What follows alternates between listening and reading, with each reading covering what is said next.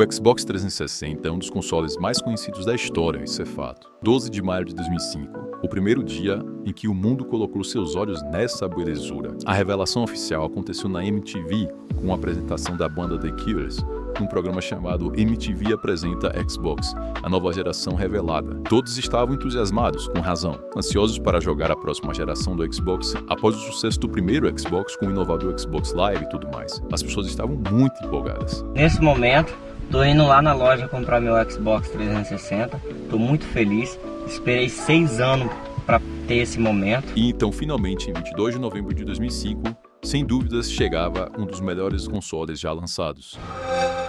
Aqui no Brasil, saindo num preço inicial de míseros apenas somente R$3.000. Isso em 2006, quando o salário mínimo eram grandiosos, magníficos, estupendos R$350. Ou seja, um cidadão comum do Brasil, em 2006, 2007, para comprar um Xbox 360 no lançamento era necessário 8 salários mínimos e meios. E se convertido para hoje, considerando a inflação, esses 3.000 do lançamento seriam míseros R$6.400, que ainda hoje é dinheiro pra caralho. Não tem jeito. O Brasil, bostil, lixio, realmente sempre foi uma piada insuportável quando se trata de economia. Porque o Xbox era muito caro, né? Graças ao nosso governo, uma porcaria, era muito caro.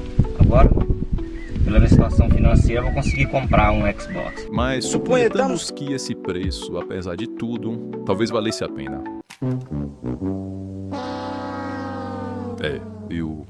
Eu acho que eu retiro o que eu disse. Sim, o Xbox 360 teve um lançamento meio complicado. Cerca de 1 em cada 6 dos primeiros Xbox vendidos eram afetados pela tenebrosa luz vermelha da morte, que foi basicamente um defeito fatal, fazendo inclusive você pensar que seu Xbox iria explodir.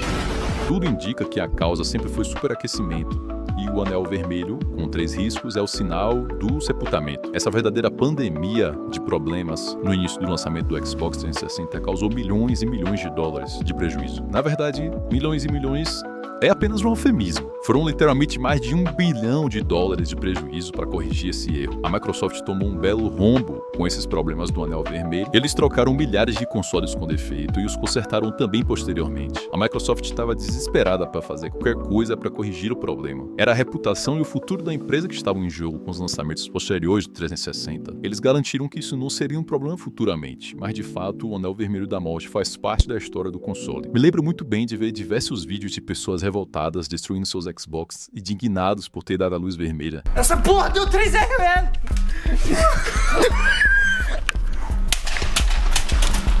Falando do seu poder gráfico e especificações, o Xbox 360 tinha muito mais recursos do que o primeiro Xbox. Um grande destaque foi o fato do controle sem fio, uma grande inovação para a época. E a principal característica, talvez, foi o fato de ser um sistema poderoso com incríveis 512 MB de memória RAM. Obviamente, hoje em dia, vemos uma quantidade de memória RAM dessa e damos risada, né? Porém, 19 anos atrás, era um baita avanço, principalmente comparado ao antecessor, o primeiro Xbox, que tinha apenas 64 MB de memória RAM. Isso permitiu que o 360 fosse muito mais do que apenas o console. Era um centro de entretenimento e multimídia. Você podia ouvir músicas, assistir filmes, televisão, obviamente jogar, claro, criar lobbies para conversar online com amigos e desconhecidos e tantas outras coisas. Se suas especificações técnicas fizeram ser um console tão poderoso, os jogos complementam bastante toda essa grandiosidade do Xbox 360. Teve uma massiva biblioteca incrível, cheia de jogos e clássicos inesquecíveis, como por exemplo Halo 3, jogo que definiu o FPS nos consoles e outros momentos épicos no multiplayer. Gears of War, gráficos de Kyle Kishin, uma jogabilidade brutal que marcou toda uma geração. Red Dead Redemption, a Rockstar, como sempre, nos entregou um dos mundos abertos mais imersivos já feitos. Skyrim, um RPG gigantesco que nos deu liberdade total para explorar e viver aventuras épicas. Claro, também não posso esquecer de Forza Motorsport 4 e toda a Frontier Forza. Para os fãs de corrida, este era o ápice da simulação da Xbox 360 em todos os jogos de corrida da época, sem falar do GTA 4 e principalmente do GTA 5, que foi lançado no fim da geração e colocou o poder gráfico do console no máximo, fazendo usar todo o seu poder gráfico, e vimos o quão bem se saiu. Não podemos deixar de falar também das conquistas que foram inventadas para que você pudesse acompanhar seu progresso e suas realizações enquanto jogava, além de também poder compartilhar elas com seus amigos. Fora diversas maneiras possíveis que existia de personalizar seu Xbox. Primeiro com os avatares. Você podia criar seu próprio personagem para te representar no seu perfil ou em determinados jogos. Você podia também jogar com seu avatar em determinado jogo. Isso de fato adicionou outra camada de personalidade e de originalidade ao Xbox. Essa era foi com toda certeza, sem sombra de dúvidas, o auge, a era prime dos jogos, na minha opinião. E eu acho também que na opinião da maioria das pessoas, se tinha uma grande variedade com qualidade de jogos para escolher entre RPGs, mundos abertos, corridas, jogos de tiro, jogos de esporte, e a lista simplesmente continua. Não posso deixar de mencionar também que uma das coisas mais legais do Xbox eram seus acessórios que você podia comprar por fora, apesar de que sabemos que no Brasil é tudo muito caro. Tinha os chatpads, que são basicamente mini teclados que você podia acoplar no seu controle para falar besteira com o pessoal online. As guitarras do Guitar Hero também eram bem legais, os headsets próprios do Xbox, até volante tinha, apesar de que esses pareciam ser bem meia boca. Havia também placas e adesivos para você colocar no seu Xbox e trocá-las de modo que seu Xbox ficasse com uma aparência personalizada. Chega então 2010, o próximo modelo do Xbox 360 é lançado, o 360 Slim. Também houve alterações e com certeza muitas melhorias internas, juntamente com a resolução do problema dos anéis da morte, e principalmente criado um novo recurso, o Kinect. O ano era 2010 e o mundo dos consoles estava fervilhando com novos acessórios e tendências. Oi, pai! Aqui é do Brasil! Essa foi a tentativa da Microsoft de competir com o Nintendo Wii. O Kinect tentou atrair um público familiar casual ao se livrar completamente do controle, transformando seu corpo no controle. Brincar com a minha filha que tem 10 anos e dá pra brincar junto, sem precisar ter controle.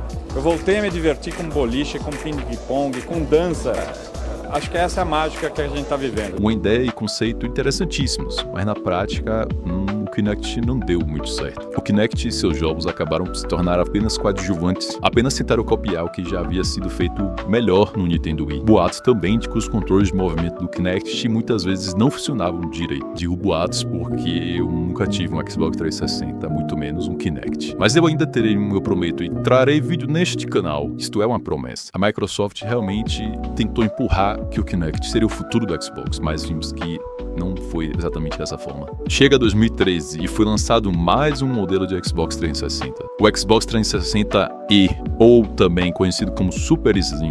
Um modelo que popularmente não foi muito bem recebido, com razão, porque sua aparência é bem estranha e foi um lançamento extremamente desnecessário. Uma estética mais retangular, muito tentando parecer com o que seria a então nova geração, o Xbox One. Poucos meses depois veio o lançamento do Xbox One, lançado em novembro de 2013, e 3 anos depois, em 2016, o Xbox 360 foi oficialmente descontinuado na sua fabricação. Era definitivamente o fim da era do Xbox 360, sendo comercializado apenas os modelos que estavam no estoque das lojas e, eventualmente, modelos usados. Na verdade, o começo do fim, podemos assim dizer, mas o fim definitivo foi em 2024, no ano passado, onde a Microsoft estava desativando de forma permanente a loja do 360, portanto você não poderia e não poderá e não pode mais comprar jogos DLC e fazer qualquer coisa online como você sempre fez no 360 antigamente. Foi de fato o fechamento do caixão do Xbox pela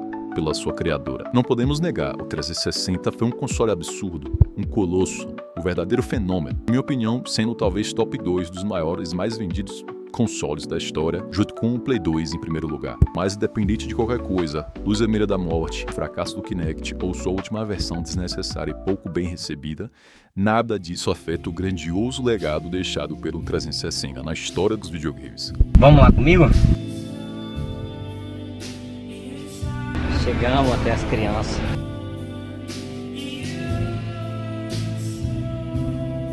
Olha, criança. Acabei de fazer a compra do console. Custou caro, mas valeu a pena.